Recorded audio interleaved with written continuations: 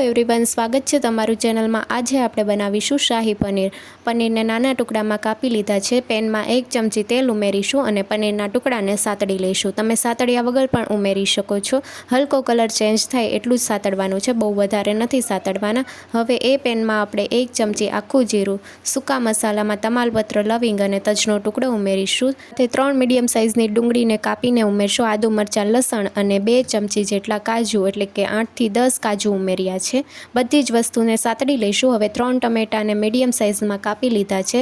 ટમેટા જલ્દી કૂક થઈ જાય તે માટે સ્વાદ પ્રમાણે મીઠું ઉમેરીને સાતડી લઈશું। હવે અડધા કપથી થોડું ઓછું પાણી ઉમેરીને 5 મિનિટ માટે થવા દઈશું। 5 મિનિટ પછી જોઈએ તો ટમેટા સરસ એવા ગળી ગયા છે અને છાલ પણ અલગ થઈ ગઈ છે। તો હવે સૂકા મસાલા આપણે તમાલપત્ર, તજ અને લવિંગ કાઢી લઈશું। ગ્રેવીને આપણે પીસી લઈશું તો એકદમ સ્મૂથ પીસવાની છે। જો તમારે મોટા ટુકડા રહી ગયા હોય તો ગળણીથી ગાળીને એકદમ સ્મૂથ કરી લેવાની છે। દહીંમાં આપણે બધા મસાલા ઉમેરશું।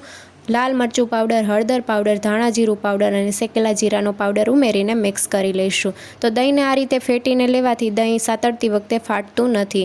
તો આ રીતે દહીંને મિક્સ કરી લીધું છે। હવે પેનમાં 2 મોટી ચમચી તેલ અને 1 ચમચી કાશ્મીરી લાલ મરચું પાવડર ઉમેરીને મિક્સ કરી લઈશું। દહીંની પેસ્ટ ઉમેરીને સાતળી લઈશું। 1 મિનિટમાં દહીંની પેસ્ટ સરસ એવી સતળાઈ જશે અને આ રીતે તેલ છૂટું પડી જશે। હવે આપણે ગ્રેવી ઉમેરવાની છે। ગ્રેવી એકદમ સ્મૂથ હોવી જોઈએ અને ગ્રેવીને મિક્સ કરી લઈશું અને હવે ઢાંકણ ઢાંકીને 3 મિનિટ માટે થવા દઈશું। 3 મિનિટ પછી જોઈએ તો આ રીતે બબલ્સ આવવા લાગ્યા છે। ગ્રેવી સરસ એવી ઉકળી ગઈ છે। સ્વાદ પ્રમાણે મીઠું, 1/4 ચમચી ગરમ મસાલા અને 1 ચમચી ખાંડ ઉમેરીશું। ખાંડ ઓપ્શનલ છે, જો તમારે ઉમેરવી હોય તો તમે ઉમેરી શકો છો। 1/4 કપ પાણી ઉમેરીને ઉકળવા દઈશું 2 મિનિટ માટે।